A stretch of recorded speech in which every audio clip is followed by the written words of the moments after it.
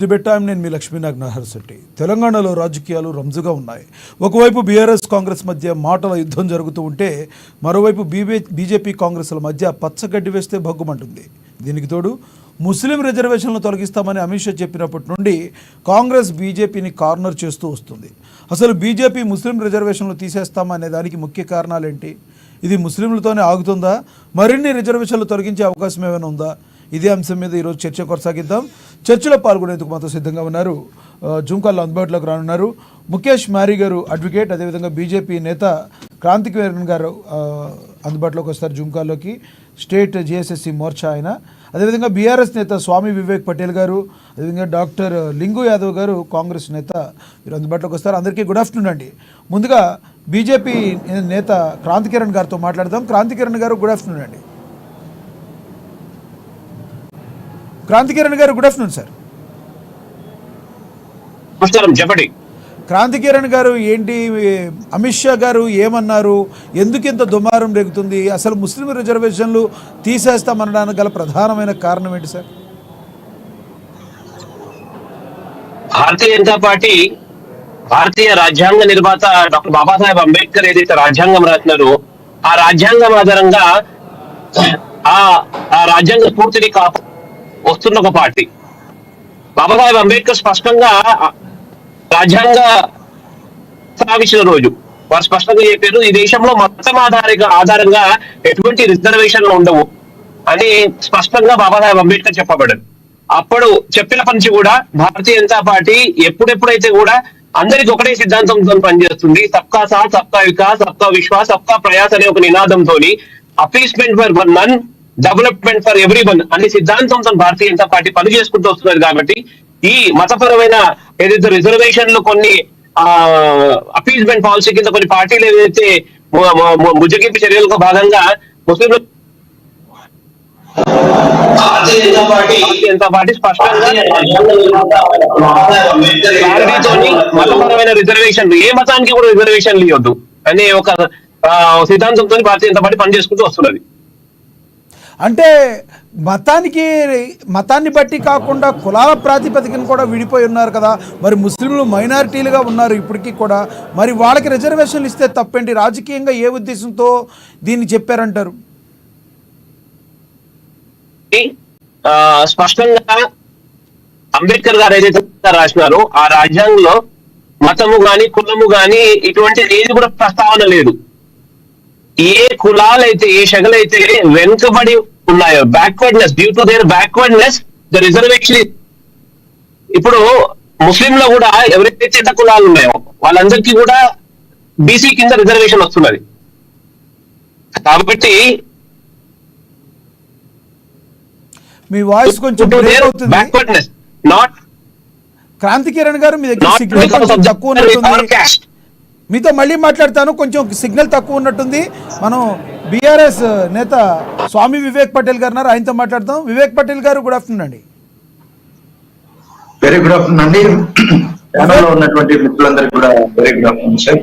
Good afternoon sir. Vivek Patel గారు, BJP party చెప్తా ఉన్నారు, చెప్పండి ప్లీజ్. కేవలము మత ప్రాతిపాదికన విద్వేషాలు రెచ్చగొట్టి ఈరోజు మేము రిజర్వేషన్లను రద్దు చేస్తామని ప్రకటించి, ఎందుకైనా మీకు మోడీకి మీరు 400 ఓట్ల మెజారిటీ కావాలి, 400 సీట్ల మెజారిటీ కావాలని అడుగుతా ఉంది. విద్వేషాలను రెచ్చగొట్టడంలో భాగంగానే కదా మీరు ఈరోజు తెలంగాణలో హిందువులు ముస్లింలు చాలా సోదర భావంతో ఉన్నారు. గంగా యమున ఎట్లయితే నదులు ఎట్లా కలిసి ఉన్నాయో అట్లా హిందూ ముస్లింలు కలిసి ఉన్నటువంటి హిందూ ముస్లింల మధ్య ఈ రిజర్వేషన్ల పేరు మీద ఒక మత చిచ్చు పెట్టాలని చెప్పి బీజేపీ పార్టీ చూస్తా ఉన్నది. ఖచ్చితంగా కూడా మరొక ఆ రిజర్వేషన్ అనేది తీసేస్తారా, లేకపోతే బీసీ ఎస్సీ ఎస్టీలకు ఉన్నటువంటి రిజర్వేషన్లను కూడా తీసేస్తారా? ఈ రోజు బీజేపీ పార్టీ అగ్రకులాలకు చెందినటువంటి పార్టీ, వాళ్ళు ఏదైతే 9% ఉన్నటువంటి అగ్రకులాలకు 10% రిజర్వేషన్లు ఇచ్చుకున్నారు, ఈడబ్ల్యూఎస్ రిజర్వేషన్లు. ఇప్పుడు మీరు మత ప్రాతిపదికన రిజర్వేషన్లు అంటున్నారు, మత ప్రాతిపదికన రిజర్వేషన్లు తీసేస్తా ఉంటున్నారు. ఏదైతే మరి సోషల్ ఎకనామికల్ స్టేటస్ ఆధారంగా రిజర్వేషన్లు ఉన్నాయి కదండి. ఈ రోజు మీరు అసలు ముందెందుకు అసలు ఈ కుల జన గణన ఎందుకు చేయరు? మీరు ఈ రోజు సెన్సస్ లా వివేక్ పటేల్ గారు 42 వివేక్ పటేల్ గారు బీజేపీ పార్టీ వివేక్ పటేల్ గారు ఎందుకు పునర్జనగణన చేయరు? వివేక్ పటేల్ గారు చెప్పండి. బీజేపీ పార్టీ చెప్పండి. హిందువులకి ఏదో 9% ఉన్న అగ్రకులాలు మాత్రమే అని అంటున్నారు. అలాంటి పార్టీతో మరి మీ బాస్ గులాబీ బాస్ ఎందుకు ఎన్డీఏతో జత కలిశారు? అప్పుడు గుర్తుకు రాలేదా మీకు అది ఓన్లీ అగ్రకులాలకు మాత్రమే ఉందని? మరి ఆ రోజు ఎందుకు దోస్తీ చేశారు మీరు? ఎన్డీఏతో భాగస్వామ్యం ఎందుకున్నారు మీరు? సార్ ఎన్డీఏలో మేము బాగా మీరు ఎప్పుడున్నా అంటున్నారు, ఒకసారి మీరు క్లారిటీగా చెప్పండి. ఎన్డీఏలో మేము భాగస్వామ్యంగా ఎప్పుడున్నాం? మేము ఉమ్మడి ఆంధ్రప్రదేశ్లో ఉన్నప్పుడు ఉన్నారు. మమ్మల్ని ఎన్డీఏలో భాగస్వామ్యం అంటున్నారు కదా, ఎన్డీఏలో మేము భాగస్వామ్యం ఉన్నాం. మేము కాంగ్రెస్ వాళ్ళే అంటున్నారండి మీరు ఢిల్లీలో కుస్తీ పడుతున్నారు, గల్లీలో దోస్తీ చేస్తున్నారని. ఢిల్లీలో దోస్తీ ఇప్పుడు గల్లీలో కుస్తీ అని అంటున్నారు. ఇప్పుడు వాళ్ళతో ఢిల్లీలో గస్తీలోనే ఇక్కడ కూడా కుస్తీలోనే ఉన్నామంటున్నాం కదా. ఒకవేళ వాళ్ళతో మేము మిత్రత్వం జైల్లో ఉంటారు, కవిత గారికి బెయిల్ ఎందుకు రాదు? ఆశిష్ గౌడ్ ఎప్పుడో అయినా ముత్యం లాగా మేము మద్దతు ఇస్తే ఎప్పుడో మాకు అసలు ఈడీ మోడీ సిబిఐ కేసులో ఉండేవి కాదు కదా. ఎందుకున్నాయి ఈ రోజు? ఈడీ గాని మోడీ గాని సిబిఐ గాని ఐటీ దాడులు గాని ఈ రోజు బిఆర్ఎస్ పార్టీ మీదనే ఎందుకు జరుగుతా ఉన్నాయి? ఈ రోజు బిఆర్ఎస్ పార్టీ మిత్రపక్షాలు అయినటువంటి ఆమ్ ఆద్మీ పార్టీ మీదనే ఎందుకు జరుగుతా ఉన్నాయి? ఎందుకు ఈ రోజు అరవింద్ కేజ్రీవాల్ ఢిల్లీలో ఎందుకు అరెస్ట్ అయ్యే ఉన్నారు? ఎందుకు బెయిల్ రాకుండా ఉన్నారు? ఎందుకు కవిత బెయిల్ రాకుండా ఉన్నది?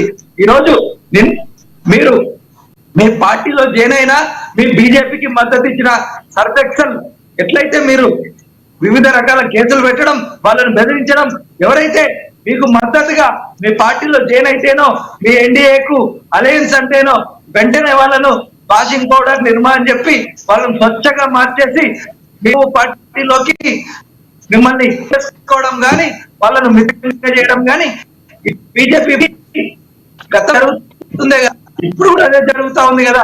ఒకవేళ విపక్షం అయితే ఆ కవిత గారు ఎందుకు బెయిల్ రాకుండా ఉన్నారని చెప్పి అడుగుతా ఉన్నాను. ఈ రోజున కవిత గారి బెయిల్ రాకుండా ఉండడానికి కారణం కూడా మీ దోస్తేనని చెప్తున్నారు కాంగ్రెస్ వాళ్ళు. ఇప్పటి వరకు కూడా ఎప్పుడు మీరు వ్యతిరేకించింది లేదు, కేవలం కాంగ్రెస్ కు వచ్చే ఓట్లని టర్న్ చేయడానికి బీజేపీ బీఆర్ఎస్ ఆడుతున్న డ్రామా అంటున్నారు. ఈ రోజు రేవంత్ రెడ్డి గారు అన్నారు బడే బాయ్ మోడీని. మేము ఎక్కడ కూడా మోడీని బడే బాయ్ అనలేదే. మేము ఎక్కడ కూడా మోడీ మా అంచనా వర్గమనో లేకపోతే మా మిత్రుడనో లేకపోతే మా స్నేహితుడనో మా అన్ననో మా సోదరుడనో ఎక్కడ కూడా మేము సంబోధించలేదే. మాకు సిద్ధాంత పరంగా మేము బీఆర్ఎస్ పార్టీ, మాకు 100% కాంగ్రెస్ బీజేపీ పార్టీలు రెండు పార్టీలు కూడా శత్రువులే మాకు. ఈ రోజు కాంగ్రెస్ పార్టీలో ఉన్నటువంటి ఇక్కడ ఉన్నటువంటి ముఖ్యమంత్రి రేవంత్ రెడ్డి గారు కదా బడే బాయ్ అని చెప్పి సంబోధించింది. ఆయన కదా ఆయన మద్దతుతో పనిచేస్తా ఉన్నది. ఈ రోజు ఏదన్నా ఒక రోజు ఈ కాంగ్రెస్ పార్టీకి వెన్నుపోటు పడిచి బీజేపీలోకి జాయిన్ అయ్యేది ఆ కాంగ్రెస్ పార్టీకి చెందినటువంటి ముఖ్యమంత్రి అభ్యర్థి అయినటువంటి ఓటుకు నోటు కేసులో దొంగ అయినటువంటి రేవంత్ రెడ్డి గారే కదా.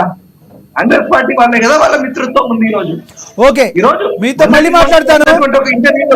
మీరు కావాలంటే మోడీ కోట వేసుకోమని చెప్పిండారు రేవంత్ రెడ్డి గారు. వివేక్ పటేల్ గారు మీతో మళ్ళీ మాట్లాడదాం. అంతా మీరు అడిగిన దానికి సమాధానం చెప్పడానికి కాంగ్రెస్ నేత డాక్టర్ లింగు యాదవ్ గారు ఉన్నారు, ఆయనతో మాట్లాడదాం. లింగు యాదవ్ గారు గుడ్ ఆఫ్టర్నూన్ అండి. గుడ్ ఆఫ్టర్నూన్ అండి. మీరు విన్నారు ఎవరైతే బీఆర్ఎస్ నేత స్వామి వివేక్ పటేల్ గారు ఉన్నారో ఆయన మాట్లాడింది మీరు విన్నారు, ఏం సమాధానం చెప్తారు మీరు?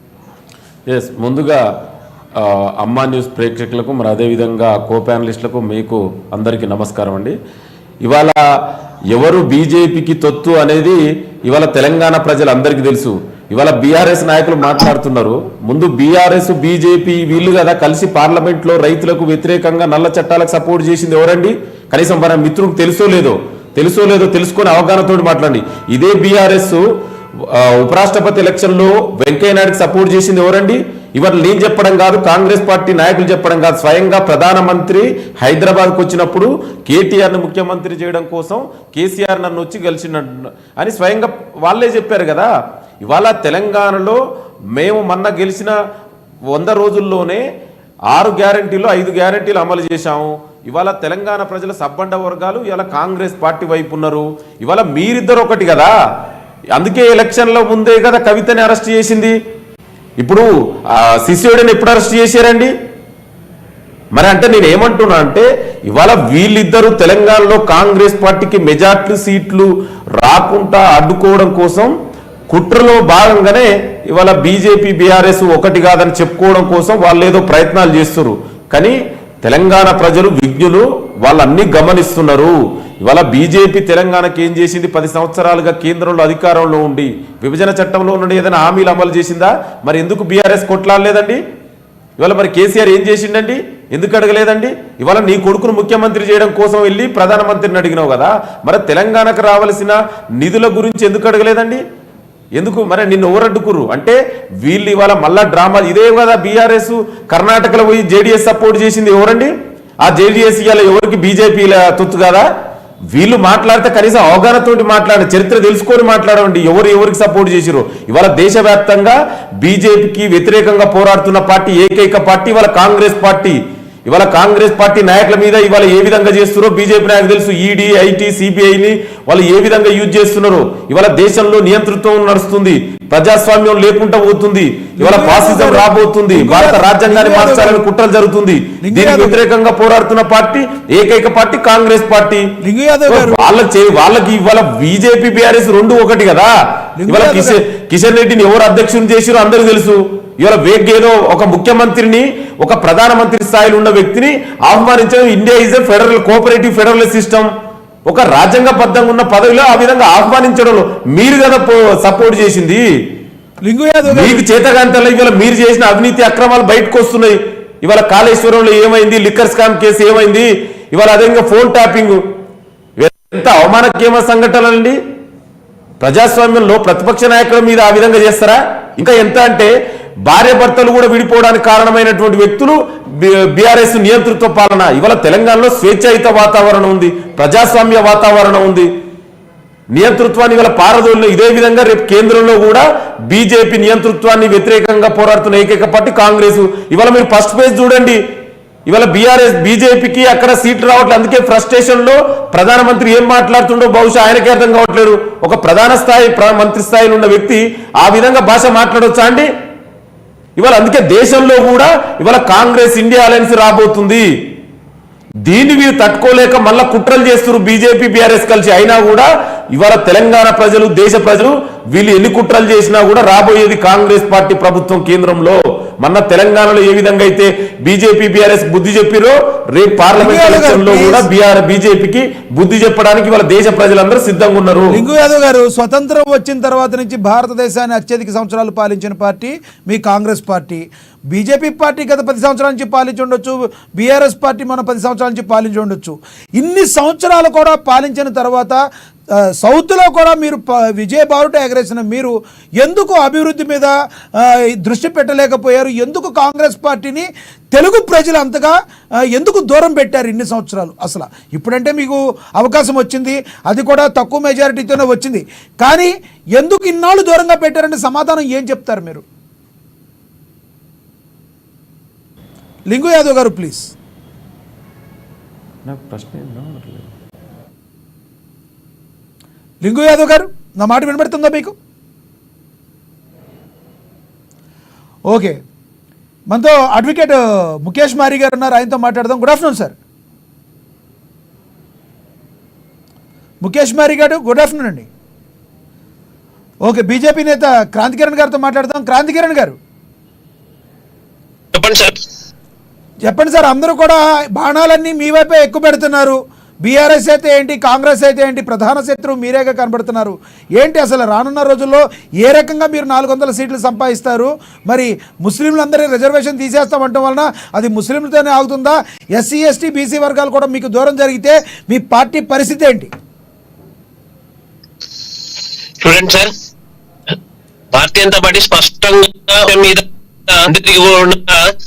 చెప్పే ప్రయత్నం దేశం నలుమూలలో భారతీయ జనతా పార్టీ నరేంద్ర మోడీ గారిని ఒక సమర్థవంతమైన నాయకత్వం ఈ దేశంలో ఇన్ని దశకాల తర్వాత ఈ దేశానికి ఒక నిస్వార్థమైన నాయకుడు, ప్రజాహితం కోసం, సమాజ హితం కోసం, దేశ సర్వాంగీణ వికాసం చేసే ఒక నాయకుడు ఈ భారతదేశంలో మొదటిసారి నరేంద్ర మోడీ గారి రూపంగా ఈ దేశానికి ప్రధానమంత్రిగా రావడం జరిగింది. ఆయన నేతృత్వంలో దేశము అన్ని రకాలుగా అన్ని రంగాల్లో కూడా ఒక స్వర్ణిమ భారతం అనే దిశలో పనిచేసుకుంటూ, కాబట్టి వర్గ వర్ణ భేదాలు లేకుండా అన్ని వర్గాల వాళ్ళు కూడా నరేంద్ర మోడీ గారికి ఆశీర్వదిస్తారని ఒక స్పష్టమైన సంకేతం మాకుంది. చార్తో పార్ అనే నినాదంతో 400 సీట్లు కిరణ్ గారు ప్లీజ్ నాదొక క్వశ్చన్. ఇప్పుడు మీరు చెప్పినవన్నీ జరిగితే నిజంగానే బాగుంటుంది.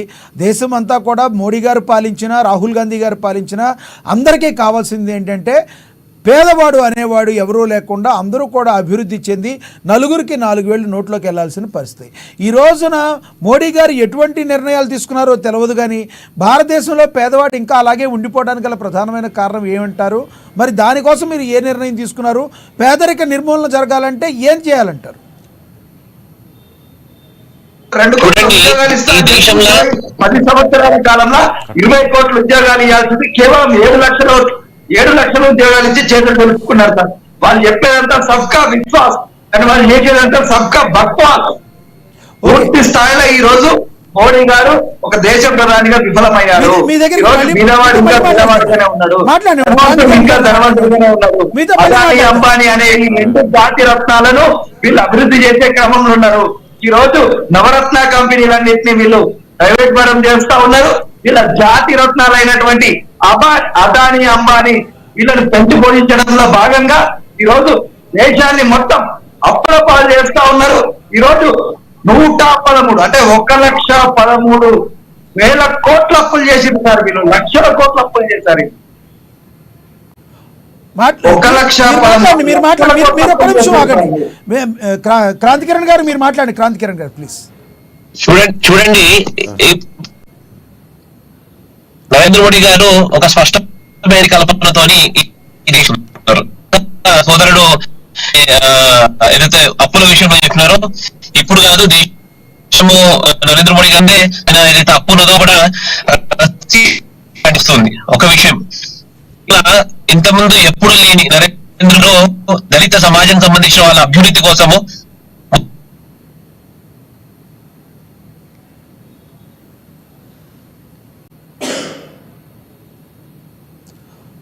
ఓకే, మీది సిగ్నల్ కొంచెం సరిగ్గా లేదనుకుంటా సార్ క్రాంతికిరణ్ గారు. ముఖేష్ మారి గారు గుడ్ ఆఫ్టర్నూన్ అండి. Good afternoon. ముఖేష్ సామల అండి. ఓకే సార్ చెప్పండి, ఇప్పుడున్న సిచ్యువేషన్లో అమిత్ షా ఈ రకంగా మాట్లాడడానికి గల కారణం ఏమంటారు? ఏమంటారు అమిత్ షా గారు? సార్ మీ వాయిస్ బ్రేక్ అవుతుంది ప్లీజ్. అమిత్ షా గారు ఈ రకంగా మాట్లాడడానికి ముస్లిం రిజర్వేషన్లు తొలగిస్తామనడానికి గల ప్రధానమైన కారణం ఏంటంటారు ముఖేష్ గారు? ముస్లిం రిజర్వేషన్ల ముట్టుకులో వాళ్ళు అన్ని రిజర్వేషన్లు తొలగించడానికి వాళ్ళు సిద్ధమైనారు.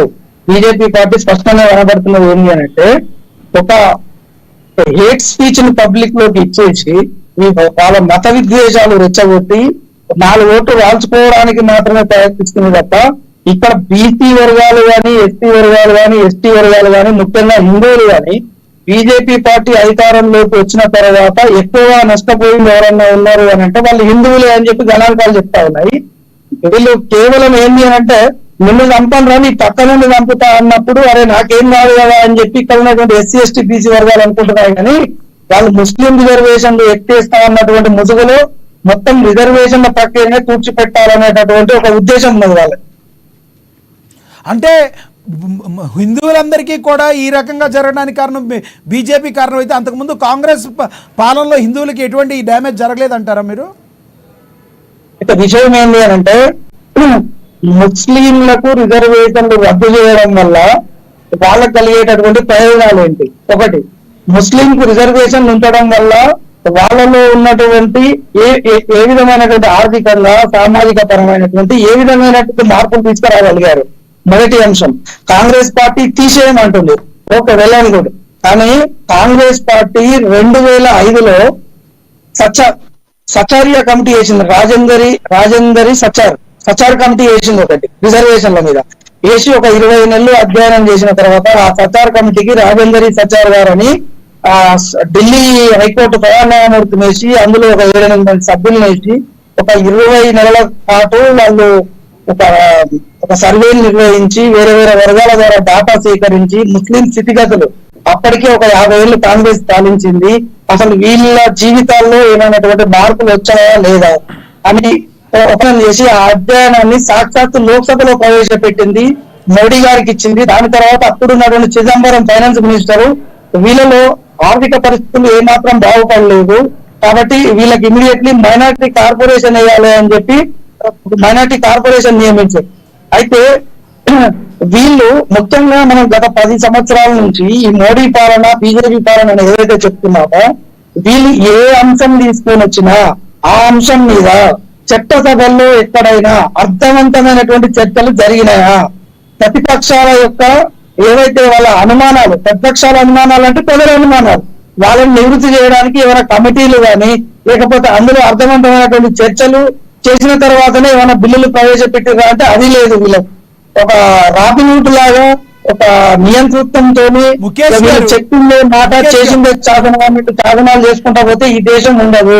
ముఖేష్ గారు, ఈ దేశాన్ని ముఖేష్ గారు స్వతంత్ర భారతదేశం వచ్చినప్పుడు దగ్గర నుంచి కూడా కాంగ్రెస్ పార్టీ పాలించింది. అట్ ద సేమ్ టైం ఇప్పుడు బీజేపీ పార్టీ కూడా నేషనల్ జాతీయ పార్టీగా ఉంది. ఉంటే బీజేపీ పార్టీ ఉండాలి, లేదంటే కాంగ్రెస్ పార్టీ ఉండాలి. మరి ప్రాంతీయ పార్టీలు ఎందుకు ముందుకు వెళ్ళలేకపోతున్నాయి? ప్రజాకాంక్ష కోసం ఏర్పడిన ప్రాంతీయ పార్టీలు ఎందుకు తమ మనుగడని సాధించలేకపోతున్నాయి? 2 జాతీయ పార్టీలు ఎందుకు ప్రాంతీయ పార్టీలను ఈ రకంగా ఉండడానికి గల ప్రధాన కారణం అండి. ప్రజల్లో లోపం ఉందా? ప్రాంతీయ పార్టీలో లోపం ఉందా? ప్రాంతీయ పార్టీల నాయకుల్లో లోపం ఉందా? ఏం చేస్తే డెవలప్ అవుతుంది? ప్రజల్లో అసలే లోపం లేదు. ఈ పార్టీ నియంత్రిత విధానాలు ఏ విధంగా ఉన్నాయంటే, అప్పుడు లాలూ ప్రసాద్ యాదవ్ గారు మాకు మంది రద్దు మండలి కావాలి అని అంటే వీళ్ళు ఎప్పుడైతే అధికారంలోకి వచ్చారో ఆయన దానా కేసులో పడేసారు. ఎస్పెషల్లీ ఈడీ కానీ ఈవెన్ ఎన్నికల కమిషన్ కానీ నాగపూర్ నుంచి ఆర్ఎస్ఎస్ ఏదైతే ఆదేశిస్తుందో అదే పని చేస్తుంది తప్ప ఇక్కడ బీజేపీ ప్రభుత్వం ఉందని అయితే నేను అనుకోను. ఆర్ఎస్ఎస్ అనేది ఏదైతే ఈ గూఢాచార సంస్థ, ఒక నిషేధిత సంస్థ ఈ దేశంలో ఉందో, ఇది అసలు భవిష్యత్తు అనేది అగమ్య గోచరం. ఈ రోజు మనం ఒక స్వేచ్ఛావాయువులు పీల్చుకుంటున్నామా ఇంకోటా కానీ నెక్స్ట్ మన పిల్లల తరం ఏదైతే ఉందో అంధాకారంగా మారబోతున్నది. మరో స్వతంత్ర సంబరం. అసలు ఈ మతం అనే పేరు చెప్పేటోళ్ళని ఫస్ట్ ఇంటి ముందర రానియకుండా కొట్టాలండి. ఇప్పుడు మత ప్రాతిపాదికన ఓటు పడవద్దు అని చెప్పి రాజ్యాంగం చెప్తుంది. అసలు ఈ రాజ్యాంగాన్ని తీసేయాలని చెప్పి వీళ్ళు ఒక ఎజెండా తయారు చేసుకుంటారు.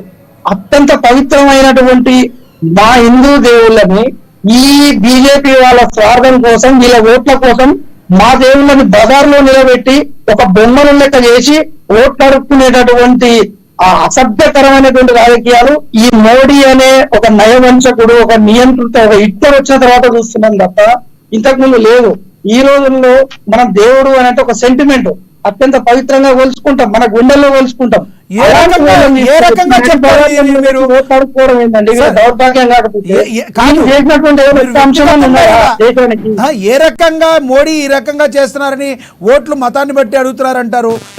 ఏ రాజకీయ కదా ఎప్పుడు కూడా బీజేపీ పార్టీ మతాన్ని బట్టి మేము హిందూ మతము, మా హిందూ పార్టీ, హిందువులందరూ ఓట్లేయాలని ఎప్పుడు అడగలేదు కదా. ముస్లింలందరికీ కూడా సమానమైన హక్కులు కల్పిస్తామని చెప్తుంది కదా బీజేపీ. ఇప్పుడు అమిత్ షా అనేటటువంటి వ్యక్తి ఎవరైతే ఉన్నారో తను వచ్చినప్పుడు అయ్యా మేము 10 ఏళ్ళు దేశంలో పాలించాం, మేము ఫలానా ప్రజల్లో ఉన్నటువంటి వాళ్ళ స్థితిగతులు మార్చడానికి మేము ఫలానా సంస్కరణలు తీసుకొని వచ్చాం, ఫలానా శాసనాలు చేసినామని చెప్పుకోవాల్సినటువంటి పరిస్థితుల్లో ఆయన వచ్చి ఇక్కడ మేము ముస్లిం రిజర్వేషన్ తీసేస్తామంటాడు. ఆ మోడీ అనేటటువంటి కేడీ ఎవరైతే ఉన్నాడో ఆయన ఏమంటాడు, ఈ కాంగ్రెస్ వాళ్ళు పెట్టినటువంటి మేనిఫెస్టోలో ఏదైనా ఉంటే మనము ఒక అర్థవంతమైనటువంటి చర్చ జరగాలి తప్ప ఏదో ముస్లిం లీగ్ మేనిఫెస్టో అంటారు. ఈ మైనార్టీలు ఉన్నటువంటి ముస్లింల వల్ల వీళ్ళకేమి నొప్పండి నాకు అర్థం కాదు. మేము ఊర్లలో బాయి అని తిరుపుకుంటాం కదా, వరుసలు పెట్టుకొని పిలుచుకుంటాం.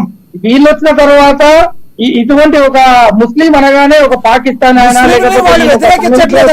ఎవరైతే వాళ్ళు ఏం చెప్తున్నారు బీజేపీ వాళ్ళు మీరు విన్నారు కదా, చేస్తున్నారండి. వ్యతిరేకించకపోవడం కాదు, ఒక విద్వేషాన్ని రెచ్చగొడుతున్నాడు.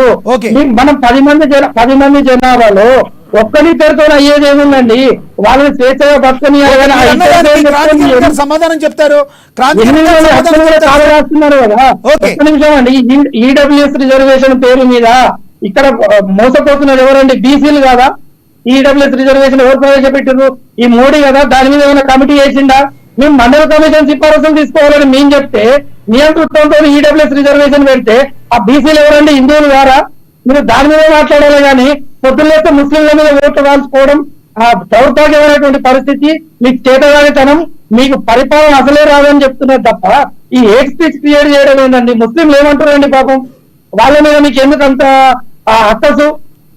అసలు మేము హిందువుల మీద మాకేం చేసినామో చెప్పుకోవాలంటే ఒక్కళ్ళ దగ్గర సబ్జెక్ట్ ఉండదు, పొద్దున్నేస్తే ముస్లింల పేరు చెప్పుకోవాలి తప్ప. ఓకే, క్రాంతికిరణ్ గారు రెస్పాండ్ కండి, ప్లీజ్ రెస్పాండ్. సార్, ఒక్క విషయము అంటే ఒక స్పష్టంగా నాకు అర్థం ఏమైతుంది అంటే, ఈ దేశము హలో ఒక హిందువుల ఆరాధ్య పురుషులైన శ్రీరామచంద్రుడిని శ్రీరామోత్సవం పేరు మీద, హనుమాన్ జయంతి పేరు మీద శోభయాత్ర చేస్తే ఇటువంటి హిందూ వ్యతిరేక సమాచారం కలిగిన మానసికత కలిగిన కొందరు వ్యక్తులు ఇంత దుర్మార్గంగా అంటే ఎక్కడికి అంటే దేవుని పేరుతోని ప్రైమ్ మినిస్టర్ కూడా కిరటి అనే ఒక భావ దరిద్రము వ్యక్తులు మనకి చాలా బాధాకరమైన విషయం. ఒకటి. రెండో విషయం ఏంటంటే వారు ఇందాక ఏదైతే అనుకున్నారా హిమాలయ పర్వతాల నుంచో లేకపోతే ఆ పాతాళం నుంచో లేకపోతే ఎక్కడి నుంచో పడ్డటువంటి వ్యక్తి కాదు, ఆయన దైవాంశ సంభూతుడు కాదండి. ప్రజాస్వామ్యంలో ప్రైమ్ మినిస్టర్ కాదు, మనం కోర్టులను కూడా వ్యతిరేకించినటువంటి స్వేచ్ఛ ఉంది, దాన్నే ప్రజాస్వామ్యం అంటారు.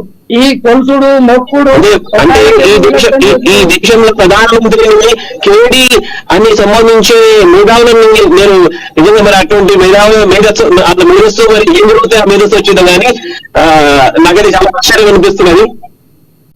ప్రధానమంత్రి నరేంద్ర మోడీ గారి అటువంటి మనిషి ఓకే, సబ్జెక్ట్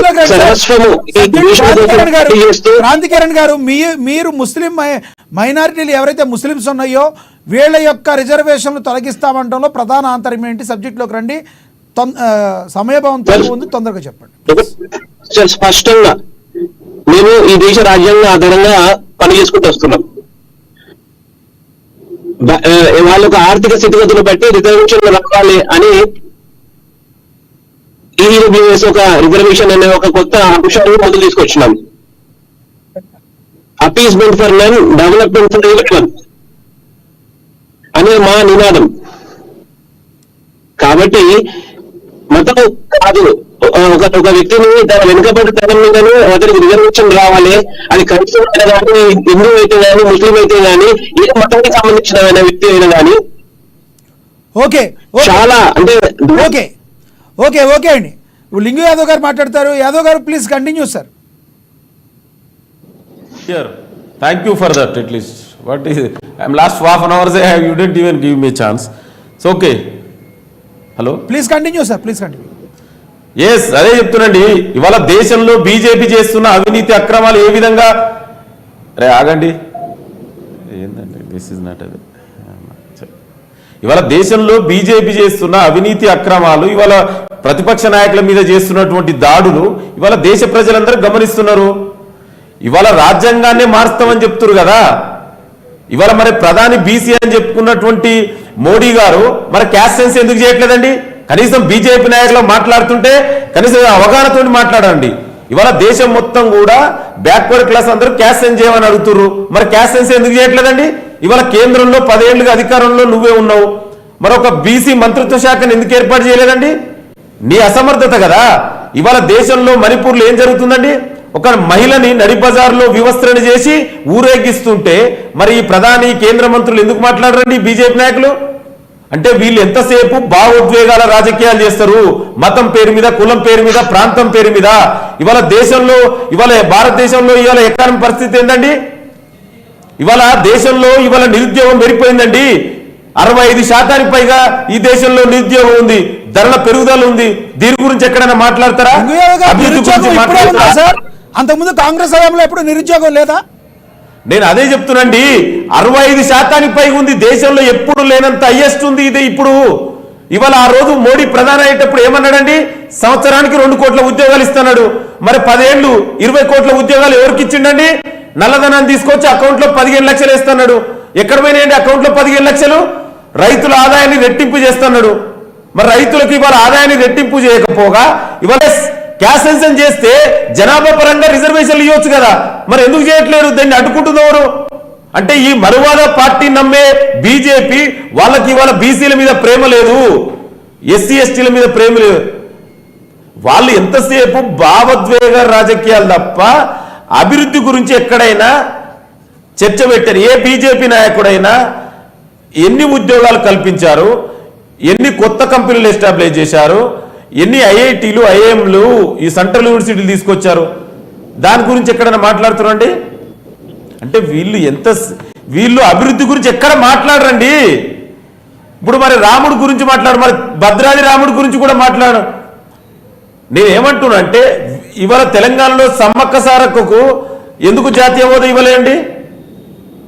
అంటే వీళ్ళకి జస్ట్ మతం పేరు మీద ఓట్లు కావాలి, ప్రజల అభివృద్ధి సంక్షేమం వీళ్ళకు పట్టదు. నేను చాలా స్పష్టంగా అడుగుతున్నాండి, నువ్వు ఎన్ని కోట్ల ఉద్యోగాలు ఇచ్చావు, ఎన్ని కొత్త కంపెనీలు ఎస్టాబ్లిష్ చేశావు? ఇవాళ దేశ సంపద అంతా కూడా అంబానీ ఆదాయాలకు దోషిపెడుతురు. ఇవాళ సహజ వనరులు, పోర్టులు, ఎయిర్పోర్ట్లు, రైల్వేలు అన్ని కూడా ప్రైవేట్ పరం చేస్తురు. మేము ఆ రోజు కాంగ్రెస్ ప్రభుత్వంలో ఎస్టాబ్లిష్ చేసిన కంపెనీలన్నీ ఇవాళ అమ్ముతురు అండి. ఇవాళ నీకు అంబానీ ఆదానీలకు దోషిపెట్టడం కోసమేనా ఈ దేశం ఉన్నది? దాని గురించి ఎప్పుడైనా మాట్లాడుతురా? అందుకే ఇవాళ దేశ ప్రజలందరూ సిద్ధంగా రండి బీజేపీని ఒడగొట్టడానికి. ఇవాళ దేశంలో రేపు కాంగ్రెస్ ఇండియా అలయన్స్ గెలవబోతుంది, మీరు రాసి పెట్టుకోండి. ఇవాళ ఫస్ట్ ఫేజ్ ఎలక్షన్ చాలా స్పష్టంగా తీర్పిచ్చారు. ఇవాళ అందుకే ప్రధాని ఆయన ఏం మాట్లాడుతున్నారు, ఫ్రస్ట్రేషన్ లా బీజేపీ ఓడిపోతుందని ఫ్రస్ట్రేషన్ లో మాట్లాడుతున్న మాట్లాడు ఒక ప్రధాని స్థాయిలో ఉన్న వ్యక్తి ఆ విధంగా మాట్లాడొచ్చా అండి? ఓకే, మీరు కన్నా రేపు పొద్దున ప్రభుత్వాన్ని ఫామ్ చేస్తే మీరు తీసుకుపోయే స్టెప్ ఏంటి, ప్రజలకు ఏం చెప్పబోతున్నారు? మేము అదే చెప్తున్నాం చాలా స్పష్టంగా. మా మేనిఫెస్టో చూడండి. ఇవాళ మేము అధికారంలోకి వచ్చిన ఇమ్మీడియట్ గానే తెలంగాణలో ఏ విధంగా అయితే క్యాస్ట్ సెన్సస్ చేస్తామని అసెంబ్లీలో తీర్మానం చేసినామో, రేపు పార్లమెంట్ లో కూడా దేశవ్యాప్తంగా తీర్మానం చేసి దేశవ్యాప్తంగా క్యాస్ట్ సెన్స్ చేస్తాం. జనాభాకు అనుగుణంగా రిజర్వేషన్లు ఇస్తాం. 50% క్యాప్ ఉంది ఇప్పుడు ఎస్సీ ఎస్టీ బీసీలకు రిజర్వేషన్, దాన్ని కూడా సరళిస్తాం. ఇవాళ అదే విధంగా జాబ్ క్యాలెండర్ అండి. ఇవాళ నిరుద్యోగ రేటు చాలా ఎక్కువ స్థాయిలో ఉంది. జాబ్ క్యాలెండర్ ప్రకటించి 30 లక్షల ఉద్యోగాలు ఇవ్వడానికి మేము సిద్ధంగా ఉన్నాం. అదే విధంగా నిరుద్యోగ యువతకు సంవత్సరానికి ₹1,00,000. అదే విధంగా మహిళలకు ఇవాళ వాళ్ళు ఎందుకంటే మహిళలకు ఆర్థిక స్వావలంబన జరగాలి, వాళ్ళకు ఆర్థికంగా చేయూతను అందించాలనే ఉద్దేశంతో ఇవాళ మహిళలకు, అదేవిధంగా కార్మికులకు, ఇవాళ అదేవిధంగా ఇవాళ రైతులకండి మినిమం సపోర్ట్ ప్రైస్, మరి కనీస మద్దతు ధర ఎందుకు ఇవ్వలేదండి వీళ్ళు? ఇవాళ మేము అదే చెప్తున్నాం, కనీస మద్దతు ధర ఇస్తాం. దానితో పాటు ఎంఎస్ స్వామినాథన్ కమిటీ సిఫార్సులని అమలు చేస్తాము. మీరు ఎక్కడైనా మీ మేనిఫెస్టోలో ఏదైనా మాట్లాడిరా? మీ ముందుంటే I'm ready to debate manifesto మీద చర్చిద్దాం. మీకు దమ్ముంటే మీ మేనిఫెస్టో మీద చర్చించండి. మీరు ఏం చేస్తారో చెప్పకుండా ఎంతసేపు భావోద్వేగాల రాజకీయాలు తిట్టడం. అందుకే ఇవాళ దేశ ప్రజలందరూ గమనిస్తున్నారు, రాబోయేది కాంగ్రెస్ పార్టీ ప్రభుత్వం దేశంలోనే. ఎందుకంటే ఇట్లాంటి విద్వేష రాజకీయాలు దేశ ప్రజలు సహించరు. ఇవాళ రాజ్యాంగానికి అందుకే ఉంది, రాజ్యాంగం ప్రమాదంలో పడిందండి. ఇవాళ దేశంలో రాజ్యాంగ వ్యవస్థలన్నీ నిర్వినాయం చేసిరు. ప్రధాని లింగు యాదవ్ గారు సమయభావంతో కంక్లూడ్ చేయండి ప్లీజ్. నేను అదే చెప్తున్నా, ఇవాళ మన ప్రధాని మాట్లాడితే ఎలక్షన్ కమిషన్ ఏం నిర్ణయం తీసుకుందండి అంటే ఇవాళ రాజ్యాంగ వ్యవస్థలన్నింటినీ కూడా ఇవాళ బీజేపీ చెప్పు చేతులు ఆర్ఎస్ఎస్ కేంద్రం నుంచి నడుస్తున్నాయి. ఇవాళ దేశంలో ప్రతిపక్షాలు లేకుండా చేయాలనుకుంటారు, అయినా కూడా ఇవాళ దేశ ప్రజలందరి అని గమనిస్తున్నారు. రేపు రాబోయేది కాంగ్రెస్ పార్టీ ప్రభుత్వం, ఇండియా అలయన్స్ ఏర్పడుతుంది. ఇవాళ దేశంలో కూడా భారత రాజ్యాంగం, ప్రజాస్వామ్యం బతికుండాలంటే ఏకైక పార్టీ ఇవాళ కాంగ్రెస్ పార్టీ అధికారంలోకి రావడమే. మీరు చూడండి, ఇవాళ వాళ్ళు మాట్లాడతారు 400 సీట్లు వస్తాయి. వాళ్ళు మొత్తం పోటీ చేసేదే 350 సీట్లు దాటలేవు, 400 సీట్లు ఎట్లా వస్తాయండి? అంటే కనీసం అవగాహనతోటి, విజ్ఞతతోటి మాట్లాడాలి బీజేపీ నాయకులకు.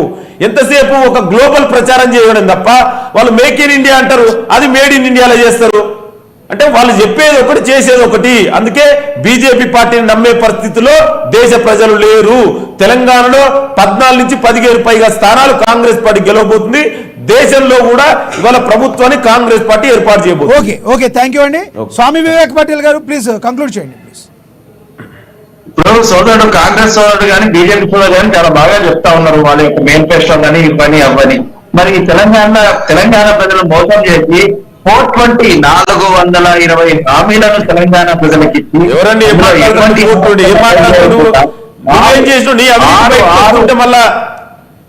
అరే మీరు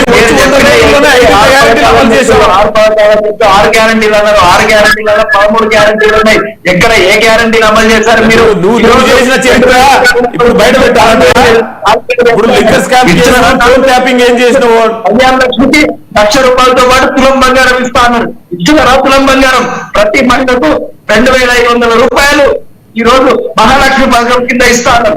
5 నెలలు అయితా ఉంది. 5 నెలలు అయితా ఉంది. చెప్తున్నావు మాకు తెలంగాణ ప్రజలు 5 సంవత్సరాలు అధికారంలో ఇచ్చారు. ఇవాళ 100 రోజుల్లోనే మేము 5 గ్యారెంటీలని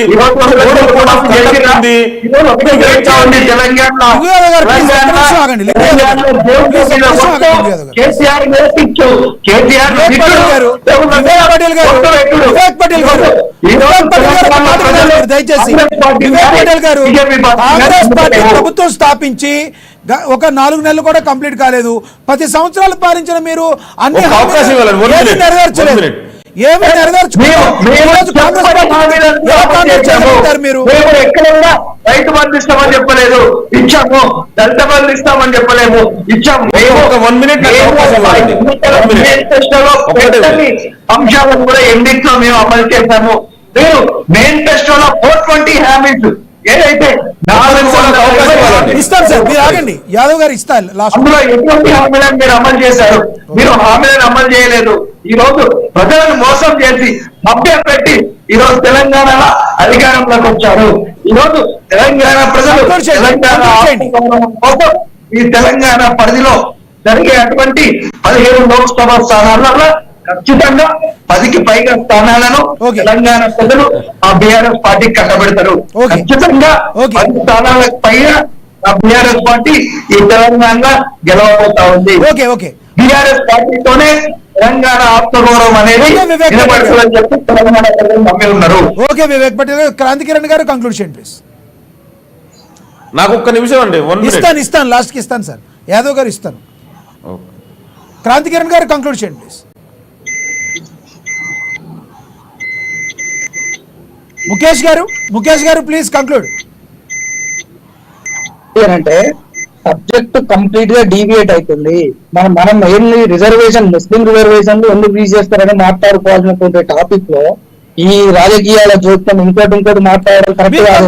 మీరు చెప్పండి ప్లీజ్, మీరు చెప్పండి. అయితే విషయం ఏంటి అంటే రిజర్వేషన్ల విషయంలో బీజేపీ పార్టీ ఒకవేళ తీసేసినా ఏం లాభం జరుగుతున్నది ముస్లింలకు, ఒకవేళ ఉంచితే ఏం లాభం జరుగుతున్నది అని నేను అడుగుతున్నాను.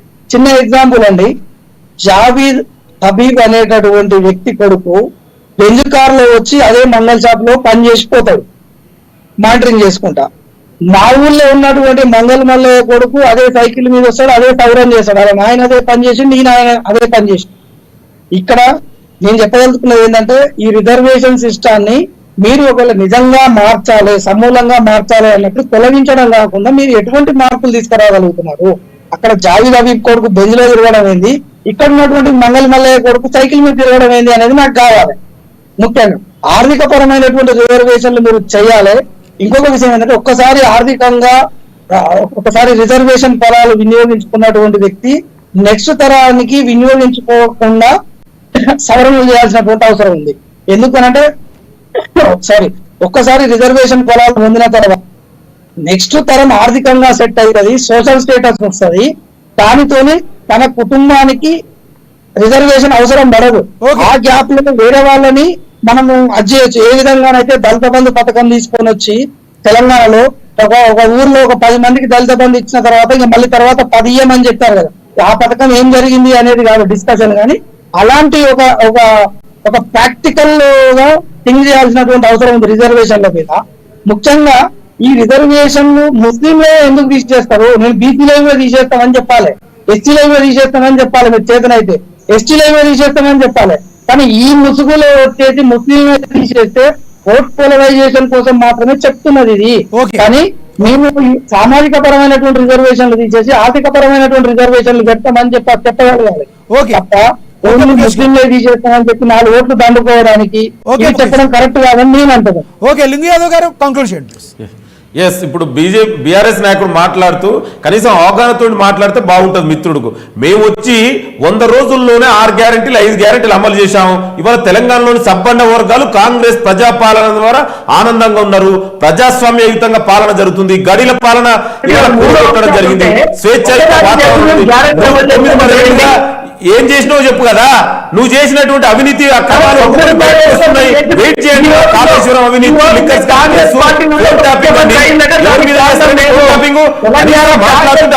మాట్లాడాలి.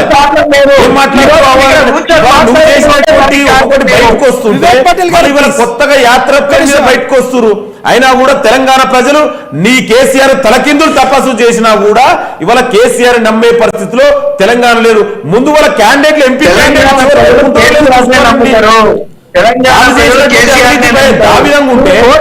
తెలంగాణలో బీజేపీ బీఆర్ఎస్ రెండు ఒకటే. ఇవాళ బీజేపీ ఏం చేసిందో తెలంగాణకు 10 ఏళ్ళు అధికారంలో ఉండి ఒక కేంద్ర మంత్రి ఉండి కూడా ఏం చేయలే. అందుకే ఇవాళ తెలంగాణ ప్రజలందరూ కూడా కాంగ్రెస్ పార్టీ వైపు ఉన్నారు. కాంగ్రెస్ పార్టీ 14 స్థానాలు ఇవాళ తెలంగాణలో గెలవబోతుంది.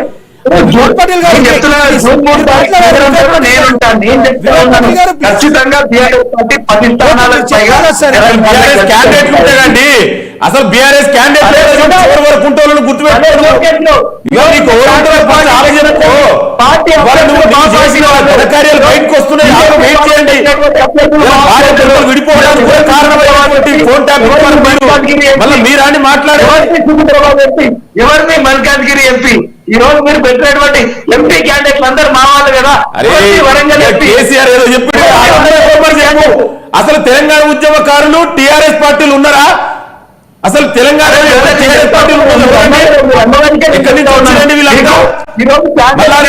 తలసాని శ్రీనివాస్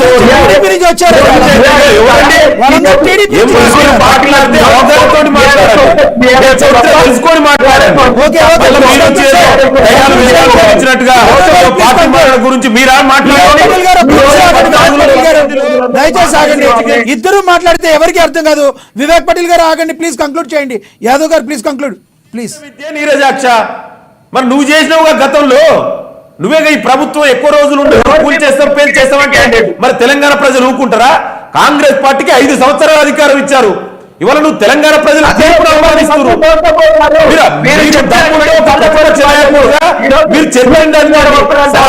ఇవ్వండి. అసెంబ్లీకే రాని వ్యక్తి ఇవాళ ప్లీజ్ కంక్లూడ్ చేయండి సార్, ప్లీజ్ కంక్లూడ్ చేయండి యాదవ్ గారు. ఏమంటున్నంటే అసెంబ్లీకే రాని వ్యక్తి ఇవాళ ప్రతిపక్ష నాయకుడు బాధ్యత పోషించిన వ్యక్తి అప్పుడు వీళ్ళ పార్టీని ఎంపీలను గెలిపిస్తే వీళ్ళ పార్లమెంట్ గ్యారెంటీ ఉంది. అందుకే ఇవాళ బీజేపీ ప్లీజ్ సబ్జెక్ట్ లోకి రండి సార్, కంక్లూడ్ చేయండి. మీరు ఏ స్టెప్ తీసుకోబోతున్నారు కంక్లూడ్ చేయండి యాదవ్ గారు ప్లీజ్. ఏర్పడేది కాంగ్రెస్ ఇండియా అలయన్స్ తెలంగాణలో 14 పైగా స్థానాలు. ప్లీజ్ ఎవరికి అర్థం కాదు. వివేక్ పటేల్ గారు ప్లీజ్ మాట్లాడండి.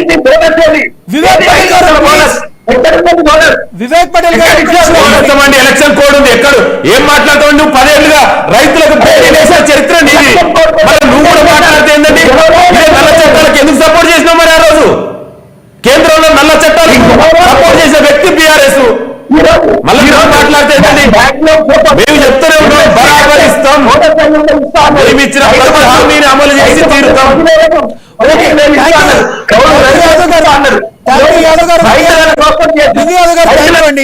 లింగు యాదవ్ గారు thank you. And Vivek Patel గారు మీకు కూడా ధన్యవాదాలు చర్చలో పాల్గొన్నందుకు. ముఖేష్ గారు ధన్యవాదాలు. అదేవిధంగా క్రాంతి కిరణ్ గారు బీజేపీ నేత ధన్యవాదాలు.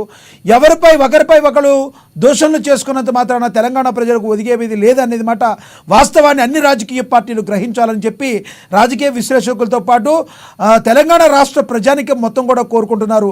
అంతిమంగా ఎవరైనా కూడా లక్ష్యం ఏంటంటే తెలంగాణ ప్రజల యొక్క కాంక్ష, తెలంగాణ ప్రజల యొక్క శ్రేయస్సే ముఖ్యం అనేది ప్రతి రాజకీయ పార్టీ గుర్తుంచుకోవాలని చెప్పి అమ్మా న్యూస్ నుంచి మేము కూడా కోరుకోవడం జరుగుతుంది. రానున్న రోజుల్లో ఎటువంటి స్టెప్పులతో ముందుకు వెళ్తాయి రాజకీయ పార్టీలు, మరి ప్రజలు ఏ రాజకీయ పార్టీకి అవకాశం ఇస్తారనేది అతి త్వరలో తేలినుంది. చూస్తూనే ఉండండి అమ్మా న్యూస్, నిజం కోసం జనం కోసం.